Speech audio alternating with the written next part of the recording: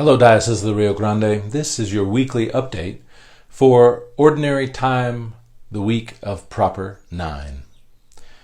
Today, I want to talk about the emotional impact of COVID-19 and how we might cope with it. Across the country, we are seeing spikes in cases, and we know that spikes in cases tend to lead a couple of weeks later to a spike in hospitalizations, and a week or two after that to a spike in deaths. And the stress of COVID-19 on all of us, on the decisions we're making, parents right now trying to figure out how to deal with school, teachers trying to figure out, can I teach? Business owners figuring out, how do I survive and weather this thing? We are all living under a tremendous amount of stress, and that stress, that pressure, sometimes gets bottled up inside of us. We human beings, particularly when we are under stress for a long period of time, sometimes struggle with coping. And we're seeing all across the country explosions of anger and hatred. We are also seeing across the country people despairing, and people being depressed, and some people are taking their own life as a result of that despair. So I want to talk about that negative energy, that pain, that fear that we are all experiencing, and how it might be bouncing around inside of our hearts, and what we might do about it. One of the great teachers of nonviolent communication, Marshall Rosenberg, talks about the feelings of anger, depression, shame, and guilt as signaling emotions, emotions which give us some important clues about what's going on inside of ourselves.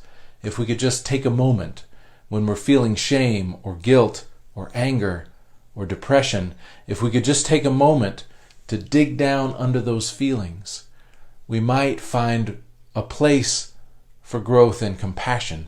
Let me tell you what I mean. Rosenberg says that anger, guilt, shame, and depression are all things that we do inside of ourselves when we are feeling a lot of complicated emotions and we don't know exactly what we need. And so instead of getting clarity about what we actually need, what's actually going on underneath that swirling of emotions, instead what we do is we go up into our heads and we figure out who is at fault, and then we try to point the finger at who is at fault.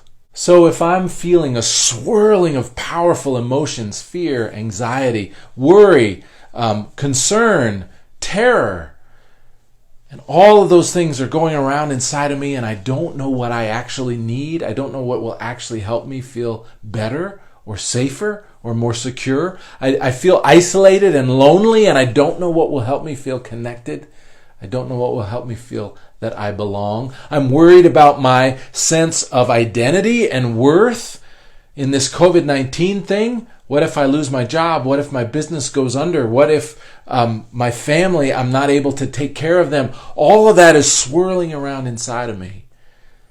And sometimes instead of digging down under that and finding a way to understand what's happening inside my heart, sometimes the easier thing to do is to go up in my head and figure out who's at fault.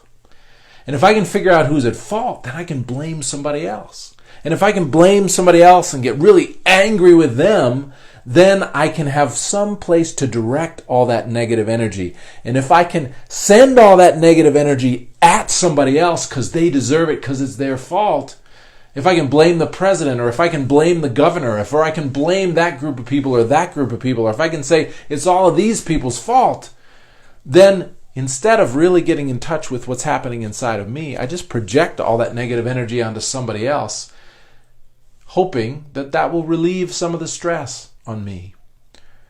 In fact, what that anger does is it just cycles around, and it means I then spend my days looking for who else is to blame, someone else to discharge my anger on.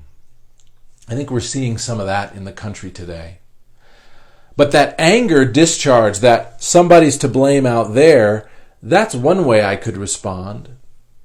The other way I can respond is to go into my head and say, I'm the one to blame. It's my fault. I lost my job because I was not a good enough employee or an important enough person, and so I lost my job. I, as a parent, am not doing a good enough job of teaching my child. They're falling behind in school. I'm worried about what's going to happen, and it's my fault. I'm not doing something right. I'm feeling isolated and alone, and the reason I'm isolated and alone is my fault. It's because people don't really love me. I don't have the friends that I need. When we take those swirling feelings of pain and anxiety and worry, and we decide that we ourselves are to blame, that's when we start to feel guilt, shame, and those depression type feelings. We go inside ourselves and we say, you deserve to feel this way because it's your fault. I deserve to feel this way. It's my fault. I did something wrong. If I was a better person, a kinder person, a more loving person, then people would call me or I would be more important. Instead of going inside ourselves to blame ourselves, instead of going outside to point the finger at others and blame them, what we can do instead is to find ways to give compassion and empathy to ourselves and to other people. As Jesus said, love your neighbor and love yourself. Amidst the stress and pressures that we are all dealing with, it helps to give ourselves some empathy. What is empathy? Empathy means really acknowledging and listening to the feelings that you're having, not judging whether those feelings are right or justified, but rather just sitting with that feeling, just listening to that feeling in myself or in another person, and letting that feeling be spoken, be acknowledged. So, for example, if I'm feeling this swirling of emotions, I can try to name those emotions, saying, I'm feeling anxious. I'm feeling afraid. I don't know how to make the right decision, and so I'm confused. I feel unsettled because I don't know what the right answer is. I'm feeling the pressure. And as you name those feelings, then you can offer yourself compassion by saying, you know what? The fact is, we're living through a global epidemic. This thing is confusing. It doesn't make sense. Even the smartest people in the world are trying to figure out the right way to go forward. And a lot of the information we're hearing from the experts, it's hard to tell who's saying what. Some are saying open the schools. Some are saying open the schools puts us at risk. Some are saying go back to work. Some are saying let's make sure we don't go back to work too soon. How are we supposed to navigate that? It's okay for me to be confused because this is a confusing time. It's okay for me to feel anxious and worried because these are times of anxiety and worry. By offering some compassion to myself, I really can start to feel warmth in my heart instead of that prickly feeling of anxiety and fear. And if I start with my own heart and offer myself that kind of empathy and compassion which Jesus wants us to feel, that may help me also offer that love and compassion to other people who are feeling anxious and worried and afraid just like I am, who don't know the answers just like I don't. We're all in the same boat here. And if I can offer that compassion and that empathy to another human being, instead of escalating the fight, you're at fault, I'm at fault, you're at fault, I'm better than you, you're better than me, why can you say that? Instead of escalating, instead I can find ways to opt for listening and empathy, even to others who are feeling worried, frightened, and upset. The problem if we internalize all of this negative energy, the problem if we don't name our feelings and dig down underneath to understand our needs, the problem is that negative energy, if we hold it in our hearts, it eats away at us from the inside, creating anger that needs to be discharged, creating shame and guilt that needs to be swallowed and that corrodes us from the inside. This is from Matthew chapter 10.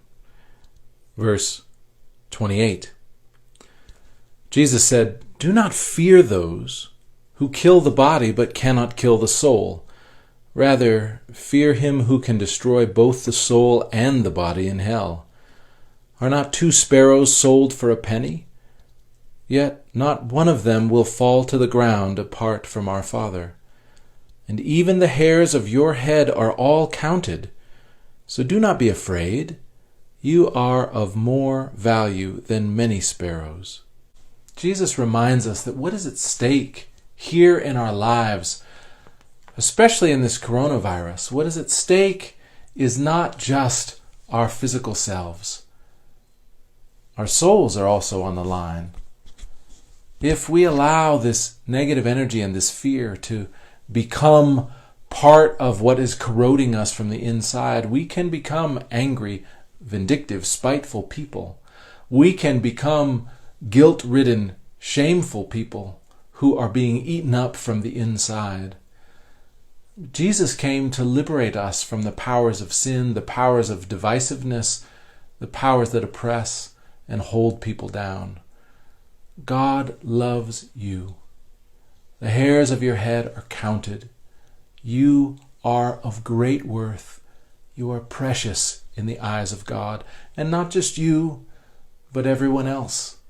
Each of us is beloved of God. So hang in there, my friends. This is a long and difficult struggle. This is a time of anxiety and fear and worry. And if you're feeling those things, you're right on. That's what's actually happening. But don't let those feelings swirl around in you. Don't bite them, swallow them, keep them inside where they'll rot you from the inside. Don't take those feelings of fear and worry and concern and project them out at other people, online, in your text feed, on Twitter, in your family. Instead, try the best you can to look at yourself and at every other human being with compassion and love, because we're all doing the best we can under very difficult circumstances. And if we just reach out and try to help one another, if we look at each other with kindness, understanding, and compassion, this world will be a better place, and the love of God will be present in your heart and in mine. And remember, God is always there, loving you, caring for you. That's who God is. And that's who you are as a child of God. God bless you, Diocese of the Rio Grande. Hang in there, and let's keep the faith together with love and compassion for ourselves and for our neighbors.